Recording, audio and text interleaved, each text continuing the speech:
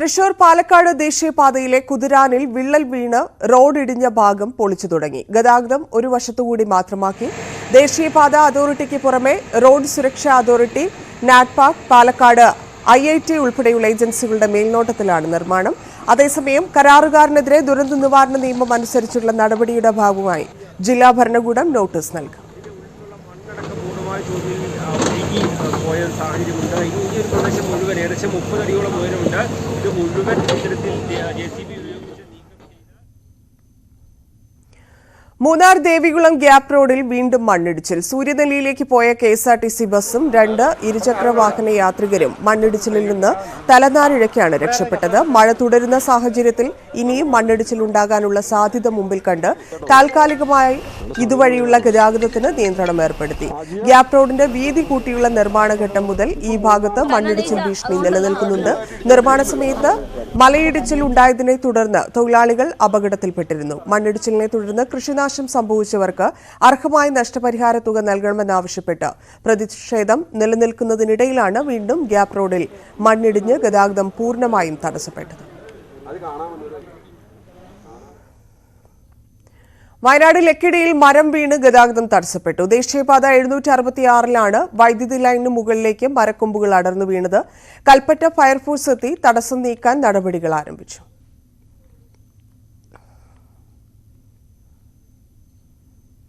ഇടുക്കി ജലാശയത്തിലേക്കുള്ള നീരൊഴുക്ക് വർദ്ധിച്ചു. നിലവിൽ അണക്കെട്ടിലുള്ളത് സംഭരണശേഷിയുടെ 20% വെള്ളമാണ്. വരും ദിവസങ്ങളിലും മഴ ശക്തമായി തുടർന്നാൽ ചെറുതോണി ഡാമിന്റെ ഷട്ടറുകൾ ഉയർത്തേണ്ട സാഹചര്യം ഉണ്ടാകില്ലെന്നാണ് നിഗമനം. നിലവിലെ റൂൾ കർവ് പ്രകാരം 2373 അടി വെള്ളം ഡാമിൽ സംഭരിക്കാം.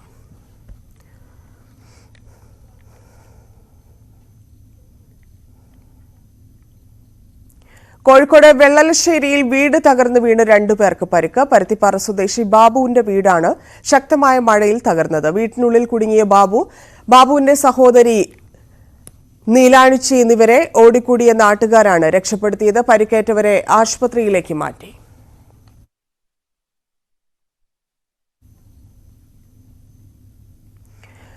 കോഴിക്കോട് വടകര ഏറാമലയിലെ കൊമ്മിനേരി താഴെപ്പാലത്തിന് സമീപം കനാലിൽ യുവാവിന്റെ മൃതദേഹം കണ്ടെത്തി. 3-ാം ദിവസം നാട്ടുകാർ നടത്തിയ തെരച്ചിലാണ് മൃതദേഹം അപകടമുണ്ടായതിന്റെ 100 മീറ്റർ അകലെ മരത്തിനടിയിൽ കണ്ടെത്തിയത്. മൃതദേഹം ജില്ലാ ആശുപത്രി മോർച്ചറിയിലേക്ക് മാറ്റി. 2 ദിവസം മുമ്പാണ് കനാലിൽ പായൽ നീക്കുന്നതിനിടെ വിജീഷ് ഒഴുക്കിൽപ്പെട്ടത്. മഴക്കാലമായാൽ കോഴിക്കോട് വടകരയിലെ 70-കാരി ദേവിക്ക് ആശങ്കയാണ്. വീടിന് ചുറ്റും വെള്ളം കെട്ടിനിൽക്കുന്നതിനാൽ അപകടകരമായ യാത്രയാണ് ഇവരുടേത്. നാട്ടുകാർക്ക് നിർമ്മിച്ച നടപ്പാതയാകട്ടെ പാതി വരെ മാത്രമേ ഉള്ളൂ. ഇത് വൈക്കിലിശ്ശേരിയിലെ കുനിയിൽ ദേവിയുടെ വീട്ടിലേക്കുള്ള വഴിയാണ്. മഴക്കാലമായാൽ വെള്ളം നിറയും. പിന്നെ അരയോളം വെള്ളത്തിൽ നടന്ന് വീട്ടിലെത്തണം. പെൺമക്കൾ 2 വിവാഹിതരായതോടെ ഒറ്റയ്ക്കാണ് താമസം. ഗ്രാമപഞ്ചായത്ത് ഒരു നടപ്പാത നിർമ്മിച്ചിട്ടുണ്ട്. അതാകട്ടെ പകുതി ദൂരമേയുള്ളൂ. ഇതോടെ ഈ നിലയിലാണ് യാത്ര. എനിക്ക് ഒരു വഴിയില്ല പോവാൻ. ഈ പുപ്പത്ത് വന്ന് ഞങ്ങൾക്ക് വേണ്ടിയിട്ടാണ്. അത് ആടം വരെ എത്തിയതിൻ്റെ ശേഷം ആ പൈസ തീർന്നെന്ന് പറഞ്ഞ് പിന്നെ ഒന്നുമില്ല. ഞാൻ എല്ലാ ഗ്രാമസഭയിലും പോയിട്ട് പറയൂ, എൻ്റെ ബാക്കി വഴി എന്തെങ്കിലും ഒന്നാക്കി തരണം. അത് ചെയ്യാന്ന് പറയാന്നല്ലാണ്ട് ഇതുവരെയും ചെയ്തിട്ടില്ല. ഇപ്പം വെള്ളം കയറിയിട്ട് എനിക്ക് എങ്ങോട്ടും പോയിക്കൂടാ. ഗ്രാമപഞ്ചായത്ത് പ്രസിഡന്റും അംഗവും ദേവിയെ കാണാനെത്തി. ആവശ്യമെങ്കിൽ ദുരിതാശ്വാസ കേന്ദ്രത്തിലേക്കോ തങ്ങളുടെ വീട്ടിലേക്കോ പോകാമെന്ന് അവർ വാഗ്ദാനം ചെയ്തു. എന്നാൽ സ്വന്തം വീട്ടിലേക്ക് ശാശ്വതമായ ഒരു വഴിയാണ് ഇവർ ആഗ്രഹിക്കുന്നത്. മഴ ശക്തമാകുമ്പോൾ ഇവരുടെ യാത്ര കൂടുതൽ അപകടകരമാകും. ന്യൂസ് 18 വടകര. ട്രെയിൻ യാത്രക്കാരുടെ മൊബൈൽ മോഷ്ടിക്കുന്ന പ്രതി ഷൊർണൂരിൽ പിടിയിൽ. തൃശൂർ തൈക്കാട്ടുശ്ശേരി സ്വദേശി വേണുഗോപാലിനാണ് അറസ്റ്റിലായത്. നെല്ലായിയിലെ നഴ്സായ തിരുവനന്തപുരം സ്വദേശിയുടെ മൊബൈൽ തീവണ്ടി യാത്രയ്ക്കിടെ കവർന്ന സംഭവത്തിലാണ് അറസ്റ്റ്. ഇയാൾക്കെതിരെ വിവിധ സ്റ്റേഷനുകളിൽ 11ഓളം കേസുകൾ നിലവിലുണ്ട്. കോഴിക്കോട് കൂടത്തായി ടൗണിലെ സൂപ്പർ മാർക്കറ്റിലേക്ക് 1 മാസത്തിനിടെ 2ാം തവണയും വാഹനം ഇടിച്ചു കയറി. കുട്ടി സൂപ്പർ മാർക്കറ്റിലേക്കാണ് നിയന്ത്രണം വിട്ട മിനി ലോറി പാഞ്ഞു കയറിയത്. റോഡ് നിർമ്മാണത്തിലെ അശാസ്ത്രീയത കാരണമാണ് വാഹനങ്ങൾ തെന്നുന്നതെന്നാണ് നാട്ടുകാർ പറയുന്നത്. കൊയിലാണ്ടി എടവണ്ണ സംസ്ഥാന പാത നവീകരിച്ചതിനു ശേഷം താമരശ്ശേരിക്കും മുക്കത്തിനുമിടയിൽ അപകടങ്ങൾ പതിവാണ്.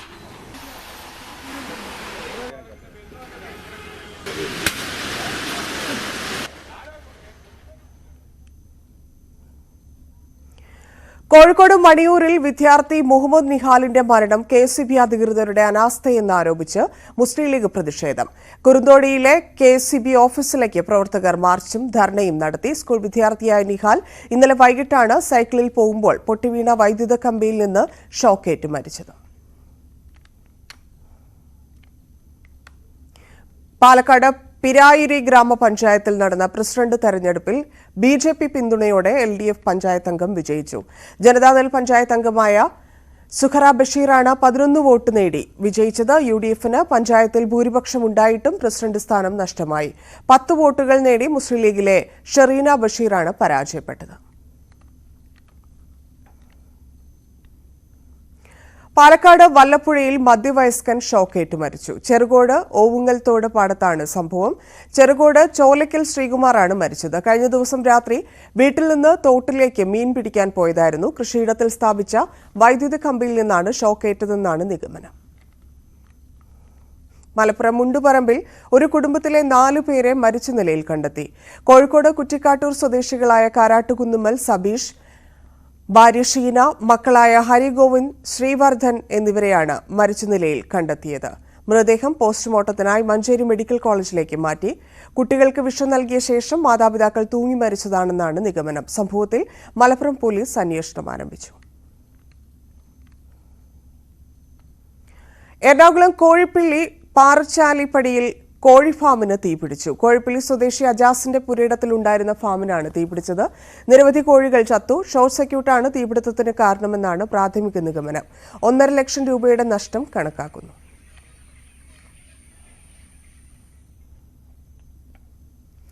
കാട്ടാനയുടെ കാൽച്ചുവട്ടിൽ നിന്ന് ജീവൻ തിരിച്ചു കിട്ടിയ സന്തോഷത്തിലാണ് ഗീതയും കുടുംബവും. മലപ്പുറം ചോക്കാട് ചിങ്കക്കല്ല ആദിവാസി കോളനിയിലെ ഗീതയും ഭർത്താവ് വിനോദും 2 മക്കളും അടങ്ങുന്ന കുടുംബം അത്ഭുതകരമായാണ് ആനയുടെ ആക്രമണത്തിൽ നിന്ന് രക്ഷപ്പെട്ടത്. സ്വന്തമായി വീടില്ലാത്ത ഗീതയും കുടുംബവും ചിങ്കക്കല്ല് കോളനിയിൽ പ്ലാസ്റ്റിക് ഷീറ്റ് വലിച്ചുകെട്ടി അതിനുള്ളിലാണ് കഴിയുന്നത്. വനത്തോട് ചേർന്നാണ് പ്രദേശം. കഴിഞ്ഞ ദിവസം പുലർച്ചെയാണ് കാട്ടാനക്കൂട്ടമെത്തി ഇവരുടെ ഷെഡിനോട് ചേർന്ന് നിൽക്കുന്ന കമുകുകൾ മുഴുവനും നശിപ്പിച്ചത്. ആ സമയം കനത്ത മഴയും സമീപത്തെ പുഴയിലെ വെള്ളത്തിന്റെ ശബ്ദവും കാരണം കാട്ടാനകൾ വന്നത് ഷെഡിൽ ഉറങ്ങുകയായിരുന്ന 2 പിഞ്ചു കുഞ്ഞുങ്ങളടങ്ങുന്ന കുടുംബം അറിഞ്ഞില്ല. കൃഷി നശിപ്പിച്ച ശേഷം കാട്ടാനക്കൂട്ടം പിന്തിരിഞ്ഞതിനാൽ വൻ ദുരന്തം ഒഴിവായി. ആന രാത്രി വന്നിട്ട് ഇവിടെ ഞങ്ങളെ മക്കൾക്കൊക്കെ ഭയങ്കര ശല്യം. ഇവിടെ ഈ കാട്ടിൻ്റെ ഉള്ളിലോ വരെയൊക്കെ നിൽക്കുന്നത് ഈ ഫോറസ്റ്റുകാർക്ക് ഒന്നും അറിയാം. ഇവിടെ ആകെ രാമേട്ടന് ഒരു ലേറ്റ് ഇട്ടത് കുറച്ച് ദൂരത്താണ്. ഇവിടെ ആണെങ്കിൽ വളക്കൂല, കറണ്ടും ഇല്ല. ഇങ്ങനെ കടന്നുറങ്ങുന്ന സമയത്താണ് രാത്രി വന്നിക്കുന്നത്. നീച്ച് പായാനും കൂടി കഴിയുന്നില്ല. എന്നും വരും. 3-4 പ്രാവശ്യം ഇപ്പൊ വരുന്നാണ്. എന്താ ചെയ്യാൻ ഞങ്ങൾക്ക് തന്നെ അറിയില്ല. ബാക്കിയുള്ള കമുകുകളും വാഴകളും ഭക്ഷണമാക്കുന്നതിന് വീണ്ടും കാട്ടാനകൾ എത്തുമോ എന്ന ഭയത്തിലാണ് കോളനിക്കാർ. ന്യൂസ് 18 വണ്ടൂർ. മൂന്നാറിൽ വീണ്ടും വന്യജീവി ആക്രമണം.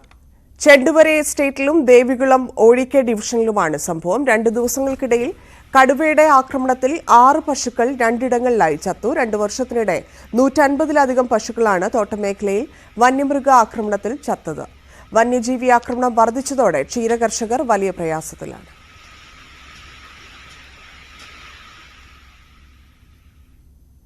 ഇടുക്കി ഉപ്പുതറ പാലക്കാവിൽ ജനവാസ മേഖലയിൽ കാട്ടാന നാശം വിതച്ചു. പ്രദേശത്തെ കർഷകരുടെ വീടിന് സമീപം വരെ എത്തിയാണ് ആനകൾ വ്യാപകമായി കൃഷി നശിപ്പിച്ചത്. വളകോട് പാലക്കാവ് പ്രദേശത്തെ കർഷകരുടെ കൃഷിയാണ് കാട്ടാനകൾ വ്യാപകമായി നശിപ്പിച്ചത്. ഏലം, കുരുമുളക്, കാപ്പി, വാഴ, തെങ്ങ് തുടങ്ങിയവയാണ് നശിപ്പിച്ചവയിലേറെയും. രാത്രിയോടെ എത്തിയ കാട്ടാനകൾ വെള്ളം സംഭരിക്കുന്ന പാത്രങ്ങളും തകർത്തു. ഇതോടെ ഭീതിയിലായിരിക്കുകയാണ് പ്രദേശവാസികൾ. കൂട്ടത്തോടെ വരുന്നു, 1, 2 അല്ല, 5, 6, 7 ഒക്കെ വന്നിട്ട് മൊത്തം നശിപ്പിച്ച് മൊത്തം പരിശാക്കി കളയുക. ഒരു സാധനം പിന്നെ വെച്ചേക്കില്ല. ചക്കയും മാങ്ങയൊന്നും നമുക്ക് ധൈര്യമായിട്ട് തിന്നാൻ പോലും നിർത്തത്തില്ല. കാരണം എന്ന് വെച്ചാൽ മൊത്തം നശിപ്പിച്ച് കളയുക. നമുക്ക് തിന്നാനായിട്ട് കൊതിയോളം നിർത്തുന്ന സാധനം പോലും നമുക്ക് തിന്നാൻ മേലാത്തൊരവസ്ഥയിലാണ്. നമ്മൾ കണ്ട് കൊതിക്കുമല്ലാതെ ഇന്നലെയാണെങ്കിൽ ഈ സംഭവം നടക്കുമ്പോൾ ഭയങ്കര പെരുമഴയും കരണ്ടും ഇല്ല, ഒന്നും ഇല്ലാത്തൊരു സാഹചര്യത്തിലാണ് ഇവിടെ താമസിക്കുന്നത്. അപ്പോൾ ഇരുട്ടത്തോട്ടിറങ്ങി ഒരു ശബ്ദം കേൾക്കാൻ പോലും പറ്റില്ല. അതുപോലത്തെ പെരുമഴയും കാറ്റ് വരുന്നു. എന്നാന്ന് ഇറങ്ങി നോക്കിയൊക്കെ എന്നാൽ നമുക്ക് വെട്ടമില്ല, ഒന്നുമില്ല. എന്നാന്ന് ഓർത്ത് ഇറങ്ങി നോക്കുന്നേ. ഇറങ്ങിയാൽ തന്നെ ഇത് മുറ്റത്ത് നിൽക്കിയ സാധനം ഇതിന്റെ വായിലോട്ടായിരിക്കും നമ്മളെ ചവിട്ടി അന്നേരം പഞ്ചറാക്കും. ഈ മേഖലയിൽ ആദ്യമായാണ് കാട്ടാന നാശം വിതയ്ക്കുന്നത്. കാക്കത്തോട് സോഷ്യൽ ഫോറസ്റ്റിൽ നിന്നാണ് ആനകൾ ഇവിടേക്ക് എത്തുന്നതെന്നാണ് പ്രദേശവാസികൾ പറയുന്നത്. സോഷ്യൽ ഫോറസ്റ്റിന് ചുറ്റും വൈദ്യുതി വേലി സ്ഥാപിക്കണമെന്ന് നിരവധി തവണ പ്രദേശത്തെ കർഷകർ ആവശ്യപ്പെട്ടിരുന്നു. എന്നാൽ വനംവകുപ്പ് ഒരു നടപടിയും സ്വീകരിച്ചിട്ടില്ല. മഴക്കാലമാകുന്നതോടെ വൈദ്യുതി മുടക്കവും ഇവിടെ പതിവാണ്. കാട്ടുമൃഗത്തിൻ്റെ എല്ലാ ഈ താണ്ഡവത്തിന് നമുക്കൊരു ഇത് വേണം. കറണ്ടും ഇല്ല, ഞങ്ങൾക്ക് യാതൊരു ഇതുമില്ല. ഞങ്ങൾ ഈ വനത്തിൻ്റെ അരികിൽ ഞങ്ങൾ ഇവിടെ കിടക്കുന്നെന്ന് മാത്രം. ഞങ്ങൾക്ക് ഒരു സംവിധാനവും ഇല്ലാതെ ഒരു സംരക്ഷണവും ഇല്ല. ഞാൻ ഒരു പെൺകൊച്ചു മാത്രമാണ് എൻ്റെ വീട്ടിലുള്ളത്. നേരം മുളക്ക് ഞാൻ മുറ്റത്തിറങ്ങിച്ച് നോക്കുമ്പോഴാണ് ആനയുടെ കാൽപ്പാട് കാണുന്നത്. മഴയുടെ ദുരിതവും കാട്ടാന ശല്യവും കൂടിയായതോടെ പ്രദേശവാസികൾ ഭയപ്പാടോടെയാണ് കഴിയുന്നത്. ആനകൾ കാടിറങ്ങി നാട്ടിലെത്തുന്നത് തടയാൻ അധികൃതർ നടപടി സ്വീകരിക്കണമെന്ന ആവശ്യമാണ് ഉയരുന്നത്. ന്യൂസ് 18 ഇടുക്കി. വയനാട്ടിൽ MDMA പിടികൂടി. വയനാട് തരുവണയിൽ സംശയാസ്പദമായി കണ്ട കാർ പരിശോധിച്ചപ്പോഴാണ് 31 ഗ്രാം MDMA കണ്ടെത്തിയത്. സംഭവത്തിൽ തരുവണ സ്വദേശി അബ്ദുൽ സലാം, കാണിയമ്പറ്റ സ്വദേശി ഷാനിൻ എന്നിവർ പിടിയിലായി. പലതരം കലാകാരികളെ നമ്മൾ കാണാറുണ്ട്. എന്നാൽ തിരുവനന്തപുരം വിഴിഞ്ഞം സ്വദേശിനി അഖില വ്യത്യസ്തയാണ്. അഖിലയുടെ ചിത്രരചനാ രീതി കാണാം. ചിത്രകല പഠിച്ചിട്ടില്ലെങ്കിലും നന്നായി വരയ്ക്കും അഖില. ചിത്രരചന മാത്രമല്ല, തടിയോ കുപ്പിയോ കിട്ടിയാൽ അതിലും ശില്പങ്ങളും ചിത്രങ്ങളും തയ്യാറാക്കും. വീട്ടിൽ വിറക് വാങ്ങുമ്പോൾ അതിലും ഓരോ രൂപങ്ങൾ മനസ്സിൽ കണ്ട് വരച്ചു വെക്കാറുണ്ട്. കൂടാതെ ചിരട്ടയിലും മൺകലങ്ങളിലുമെല്ലാം തന്റെ ചിത്രപാടവം തെളിയിക്കും ഈ കലാകാരി. പാഴ് പേപ്പറുകൾ അരച്ച പൾപ്പാക്കി അതിലും ശില്പങ്ങൾ നിർമ്മിച്ചിട്ടുണ്ട്. ഏറ്റവും ഒടുവിൽ തീപ്പെട്ടിക്കൂടിൽ 3D ചിത്രം വരച്ചിരിക്കുകയാണ് ഈ മിടുക്കി. ഈ ചിത്രത്തിന് ഇന്ത്യ ബുക്ക് ഓഫ് റെക്കോർഡും കരസ്ഥമാക്കി. തീപ്പെട്ടിക്കകത്ത് ചെയ്ത 3D ചിത്രമാണ്. അതിനകത്തെന്ന് വെച്ചാല് സാധാരണ നമ്മള് തീപ്പെട്ടി വലിച്ചെറിയുകയാണ് ചെയ്യുന്നത്. അപ്പൊ ഞാൻ സാധാരണ ക്യാൻവാസിൽ വരച്ച ചിത്രങ്ങളാണ് കണ്ടിട്ടുള്ളത്. അപ്പൊ ഒരു വെറൈറ്റിക്ക് വേണ്ടിയിട്ടാണ് അങ്ങനെ ചെയ്തു തുടങ്ങിയത്. ചെറുതായിട്ട് 3D പോലുള്ള സാധാരണ ചെറിയ ചിത്രങ്ങളൊക്കെ നോക്കിയിട്ട് ആ 3D പോലുള്ള ചിത്രങ്ങൾ ആ തീപ്പെട്ടിക്കകത്താണ് വരച്ചത്. കാരണം തീപ്പെട്ടി എന്ന് പറയുമ്പോൾ ഏകദേശം ഒരു 4 സെന്റിമീറ്റർ 3 സെന്റിമീറ്റർ വീതിയും നീളമൊക്കെ വരുന്നുള്ളൂ. അപ്പൊ അതിനകത്ത് ചെറിയ രീതിയിൽ ചെറിയ ചെറിയ പിക്ചേഴ്സ് വരച്ചു. അപ്പൊ നമ്മൾ ഷാഡോ കൊടുത്ത് വരയ്ക്കുകയാണെന്നുണ്ടെങ്കിൽ അത് കുറച്ചുകൂടെ 3D എഫക്ട് പോലെയാണ്. 4.6 സെന്റിമീറ്റർ നീളവും 3.3 സെന്റിമീറ്റർ മാത്രം വീതിയുമുള്ള തീപ്പെട്ടി കവറിനുള്ളിൽ അതിസൂക്ഷ്മമായാണ് പക്ഷിമൃഗാദികളുടെയും ഭക്ഷണങ്ങളുടെയും ചിത്രം പകർത്തിയത്. സിനിമാ താരങ്ങളുടെ പോർട്രേറ്റും വരച്ചിട്ടുണ്ട്. സഹപാഠികളുടെ അച്ഛന്റെ പോർട്രേറ്റ് വരച്ച് നൽകിയതിന് ലഭിച്ച 300 രൂപയാണ് ആദ്യത്തെ പ്രതിഫലമെന്ന് അഖില പറയുന്നു. തുടർന്നും വരച്ചിട്ടുണ്ടെന്നും എല്ലാം സൗജന്യമായി നൽകുകയായിരുന്നു. കെമിസ്ട്രിയിൽ ബിരുദം നേടിയ ശേഷം എൻവയോൺമെന്റ് സയൻസിൽ വിദൂര വിദ്യാഭ്യാസം നേടുകയാണ് ഇപ്പോൾ. സഹോദരി NU കോകിലയും ചിത്രം വരയ്ക്കും. സ്കൂൾ തലത്തിൽ മത്സരങ്ങളിൽ പങ്കെടുത്ത നിരവധി സമ്മാനങ്ങൾ അഖില നേടിയിട്ടുണ്ട്. ന്യൂസ് 18 വിഴിഞ്ഞം. കാസർഗോഡ് ചെറുവത്തൂർ വീരമലക്കുന്നിൽ ദേശീയപാത വികസനത്തിനായി മണ്ണ് നീക്കിയ ഭാഗത്ത് മണ്ണിടിച്ചിൽ രൂക്ഷമായി. കുന്ന് റോഡിലേക്ക് ഇടിഞ്ഞു താഴുന്നത് ആശങ്കയാണ്. തുടർച്ചയായ മഴയിൽ വീരമലക്കുന്നിന്റെ ഭാഗങ്ങൾ വീണ്ടും ഇടിഞ്ഞു. കുന്ന് വലിയ തോതിൽ ഇടിഞ്ഞു താഴുന്നത് നാട്ടുകാർക്ക് ആശങ്കയാണ്. റോഡ് പ്രവൃത്തിക്കായി ഇതിനകം തന്നെ കുന്ന് പകുതി ഭാഗവും ഇടിച്ചു നിരത്തിയിരുന്നു. മലയിലെ ശ്മശാനത്തിന്റെ കെട്ടിടം ഏത് സമയത്തും റോഡിലേക്ക് വീഴാവുന്ന നിലയിലാണ്. ഒലിച്ചുവരുന്ന മഴവെള്ളം ഒഴുക്കിവിടാൻ സംവിധാനം ഒരുക്കിയിരുന്നെങ്കിലും മഴ കനത്തതോടെ അതും ലക്ഷ്യം കണ്ടില്ല. മണ്ണും വെള്ളവും റോഡിലേക്ക് എത്താതിരിക്കാൻ കരിങ്കല്ലും മണ്ണുമിട്ട് തീർത്ത തടയണയും പര്യാപ്തമായില്ല. സ്ഥിതി തുടർന്നാൽ മണ്ണ് പൂർണ്ണമായും ദേശീയപാതയിലേക്ക് കുത്തിയൊലിക്കും. ഇത് വലിയ അപകടത്തിനാണ് വഴിയൊരുക്കുക. കഴിഞ്ഞ ദിവസം സ്ഥിതി വിലയിരുത്താൻ ജില്ലാ കലക്ടറും ജനപ്രതിനിധികളും ഉദ്യോഗസ്ഥരും എത്തിയിരുന്നു. ദേശീയപാത പ്രവൃത്തി തൽക്കാലം നിർത്തിവെക്കാനും രാത്രികാല അപകടങ്ങൾ ഒഴിവാക്കാനായി വലിയ ലൈറ്റുകൾ സ്ഥാപിക്കാനും നിർദ്ദേശം നൽകിയിട്ടുണ്ട്. ന്യൂസ് 18 ചെറുവത്തൂർ. സ്നേഹവീട് എന്ന പേരിൽ ഭിന്നശേഷിക്കാർക്കായി പാലക്കാട് പട്ടിത്തറ ഗ്രാമപഞ്ചായത്തിൽ ബഡ്സ് റീഹാബിലിറ്റേഷൻ സെന്റർ ആരംഭിച്ചു. കക്കാട്ടിരി വൃദ്ധസദനം കോംപ്ലക്സിൽ ആരംഭിച്ച സ്നേഹവീടിന്റെ ഉദ്ഘാടനം ET മുഹമ്മദ് ബഷീർ MP നിർവഹിച്ചു.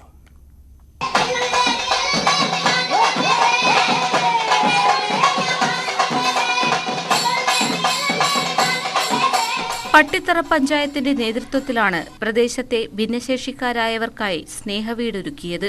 5 വയസ്സ് മുതൽ 18 വയസ്സ് വരെയുള്ള കുട്ടികൾക്ക് വേണ്ടിയാണ് റീഹാബിലിറ്റേഷൻ സെന്റർ ആരംഭിച്ചതെങ്കിലും 18 വയസ്സിന് മുകളിലുള്ളവരുടെ കഴിവുകൾ പരിപോഷിപ്പിക്കാനും സമൂഹത്തിൽ ഉന്നമനം ഉറപ്പാക്കാനും സെന്റർ കൊണ്ട് ലക്ഷ്യമിടുന്നുണ്ട്. ET മുഹമ്മദ് ബഷീർ MP ഉദ്ഘാടനം ചെയ്തു. ആത്മാർത്ഥമായിട്ട് ഇതിനെ അഭിനന്ദിക്കുകയാണ്. ഈ കുട്ടികളുടെ കാര്യത്തിൽ നമുക്ക് എന്തൊക്കെ ചെയ്തു കൊടുക്കാൻ പറ്റുമോ അതെല്ലാം നമ്മൾ ഓരോന്നോരോന്ന് ചെയ്തുകൊണ്ടിരിക്കുകയാണ്. ഞങ്ങൾ വളരെ ആഗ്രഹിക്കുന്ന കാര്യമാണ്. ഞങ്ങളാൽ എന്ത് ചെയ്യാൻ സാധിക്കുമോ അതൊക്കെ തീർച്ചയായിട്ടും ചെയ്തു തരുന്നതാണ് എന്നുകൂടി നിങ്ങളെ അറിയിച്ചുകൊണ്ട്, ഇതുവരെ ഭിന്നശേഷിയുള്ള കുട്ടികൾ സമീപ പഞ്ചായത്തുകളിലെ ബഡ് സ്കൂളുകളെയാണ് ആശ്രയിച്ചിരുന്നത്. ഭിന്നശേഷിക്കാരുടെ മാനസിക ഉല്ലാസത്തിനായി ഒരു കേന്ദ്രം വേണമെന്ന പട്ടിത്തറ പഞ്ചായത്ത് നിവാസികളുടെ ഏറെ നാളായുള്ള ആവശ്യമാണ് യാഥാർത്ഥ്യമായത്. ന്യൂസ് 18 തൃത്താല. KSRTC ബസ്സിൽ യുവതിക്ക് നേരെ നഗ്നതാ പ്രദർശനം. എറണാകുളം കുമളി KSRTC ബസ്സിൽ ഇന്നലെ വൈകിട്ടാണ് സംഭവം. തൃശൂർ കൊടകര സ്വദേശി സിജുവിനെ തങ്കമണി പോലീസ് അറസ്റ്റ് ചെയ്തു. എറണാകുളത്തു നിന്നും കുമളിയിലേക്ക് വന്ന KSRTC ബസ്സിലാണ് സംഭവം. ബഷീർ അനുസ്മരണ ദിനം CARHSൽ ആകർഷകമായ പരിപാടികളോടെ ആഘോഷിച്ചു. പൂവമ്പഴം ദൃശ്യാവിഷ്കാരം, ബഷീറും കഥാപാത്രങ്ങളുടെ വേഷപ്പകർച്ചയും, ബഷീർ കൃതികളുടെ പ്രദർശനവും, കൃതികളിലെ കഥാപാത്ര വിവരണങ്ങൾ അടങ്ങിയ ചാർട്ട് പ്രദർശനവും, ബഷീർ ഡോക്യുമെന്ററി പ്രദർശനവും ശ്രദ്ധയാകർഷിച്ചു. സ്കൂൾ പ്രിൻസിപ്പൽ ജയ്സൽ യു ഉദ്ഘാടനം ചെയ്തു. ബഷീറിനെയും കഥാപാത്രങ്ങളെയും നേരിട്ടറിയാൻ വിദ്യാർത്ഥികൾക്ക് അവസരമുണ്ടായി.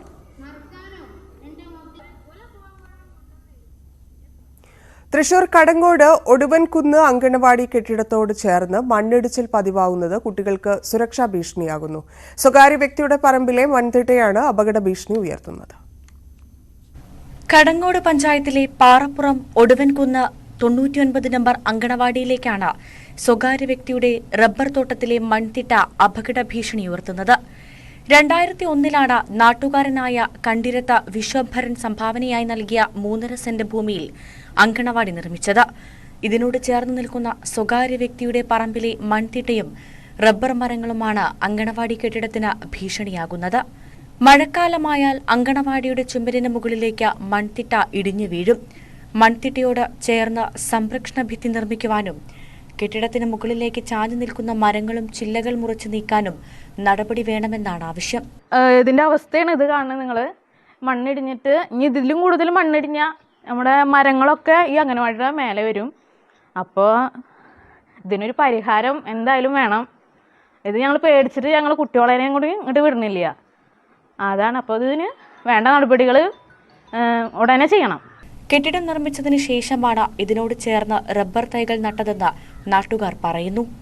വളർന്നു വലുതായ മരങ്ങളുടെ ചില്ലകൾ കാറ്റ് വീശുമ്പോൾ അങ്കണവാടിയുടെ മേൽക്കൂരയിൽ ശക്തിയിൽ വന്നടിക്കുന്നത് അധ്യാപകരെയും കുട്ടികളെയും ഭീതിയിലാക്കുന്നുണ്ട്.